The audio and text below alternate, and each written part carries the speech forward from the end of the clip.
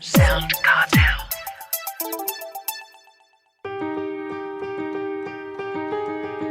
From SoundCartel, I'm Nicole Goodman, and this is Business Essentials Daily.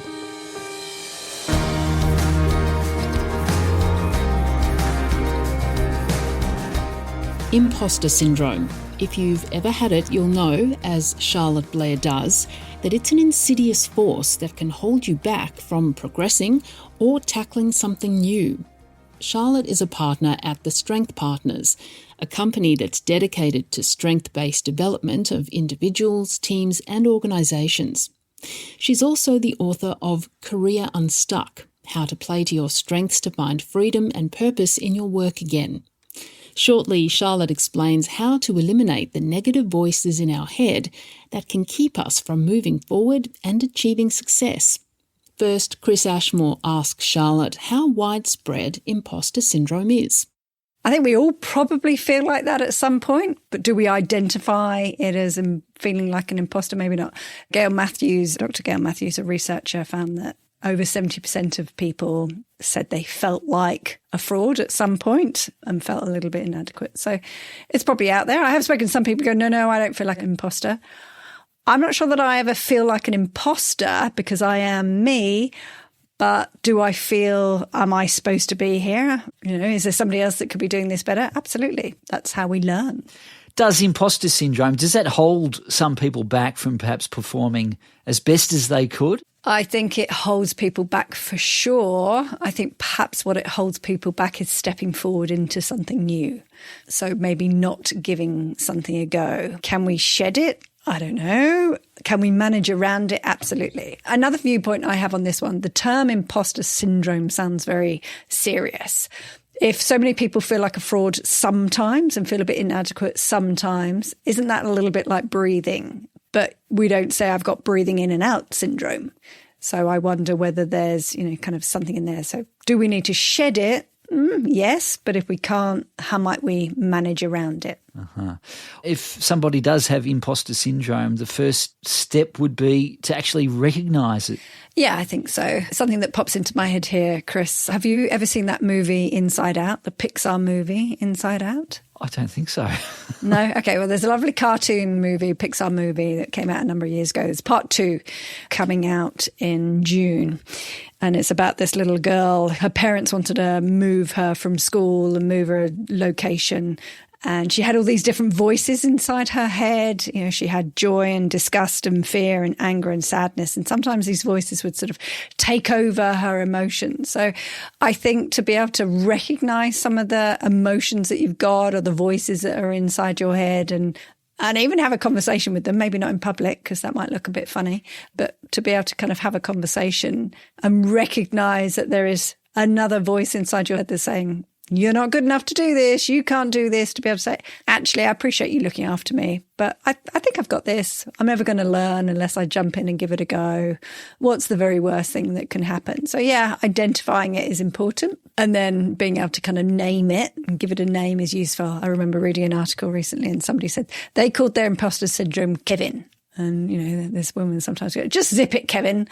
So to be able to name the little voices inside your head and say, thank you for the contribution, but I've got this one. I'm going to be all right.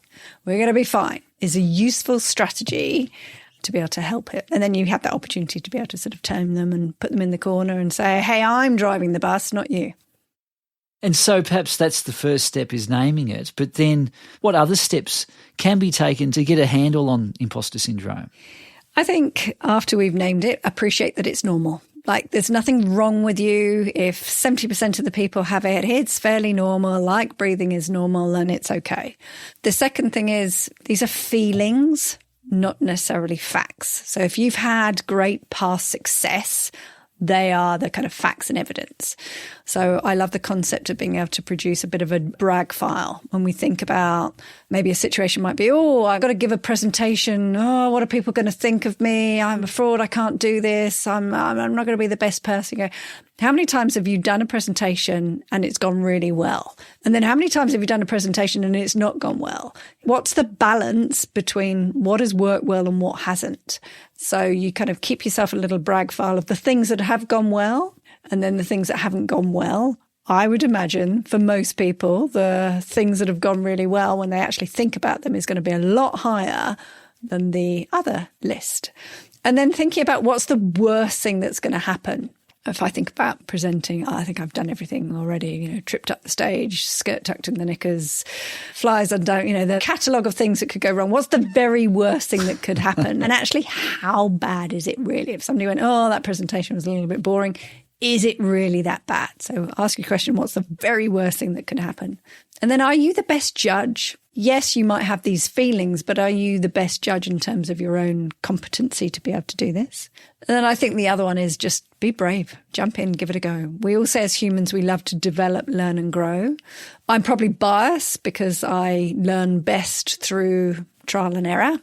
I left school as quickly as I could. I didn't necessarily go to university, and I learned through the school of life. So does that make me bolder and braver than somebody else? I'm not sure that that's true. But again, when we think about if I jump in and give it a go, what's the very worst thing that can happen? We learn sometimes when we make mistakes. So if you do a presentation and it didn't quite go how you thought it was going to go, or you're thinking about your audience, you're thinking about setting up a business or developing a product or reaching out to a new client or a prospect, if you just jump in and give it a go, you might actually surprise yourself at how well it goes. Do you think there are some people out there that might actually benefit from a healthy dose of imposter syndrome? There are some people who are maybe a bit too sure of themselves and perhaps need to tone it down a bit, and they're probably not as good as they think they are? Or maybe, but I probably like a little bit of overconfidence. I do subscribe a little bit to the fake it till you make it. You get confidence by doing it more. I know not everybody subscribes to that. So yes, absolutely, there could be people who maybe are overly confident, but I probably see less of those than I do the people who don't step forward and give it a go and miss out on an opportunity. What other things keeps business owners stuck or which holds them back from achieving success? I think two things pop up for me there. The first one would be, again, testing the water. If you were to just dip your toe into something and see what it's like and test the water, that's a fairly low risk scenario. If you're going to jump straight into something, great. What's the safety net that you might have there as a backup? So if I think about when I left corporate 9 to 5 and started my own business, I had a little bit of a safety net there that I could always go back to selling IT, or we had a little bit of money in the bank that, hey, if I didn't bring anything in for the first couple of months, great, I could fall back on that.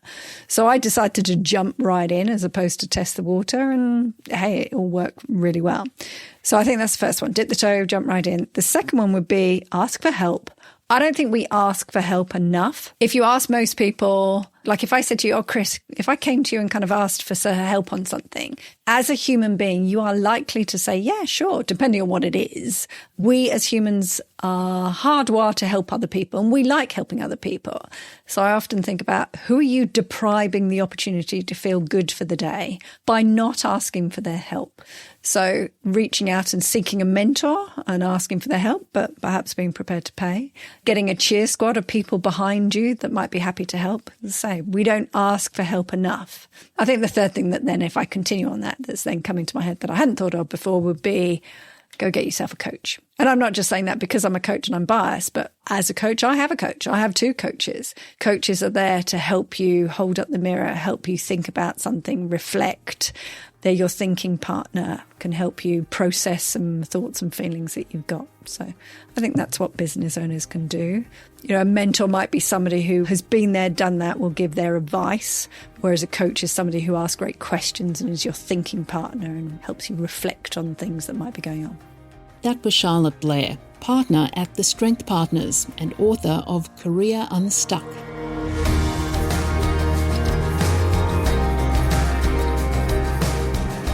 This episode of Business Essentials Daily is produced by the team at SoundCartel. Thanks for listening. I'm Nicole Goodman. We'll bring you more Be Daily tomorrow. Follow at BE Daily Podcast across social media and head to bedaily.com.au for more from the Business Essentials Daily podcast. SoundCartel.